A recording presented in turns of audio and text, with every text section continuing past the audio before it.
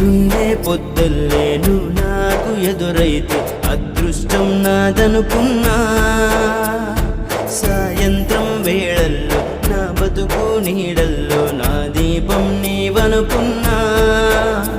నా వెలుగంత తీసుకెళ్ళి చీకట్లో కలిపేశావే, నా ఆశల్ని మోసుకెళ్ళి చితిలోన కాల్చేశావే. తల్లి తల్లి నా చెట్టి తల్లి నా ప్రాణాల పోయాయమ్మా.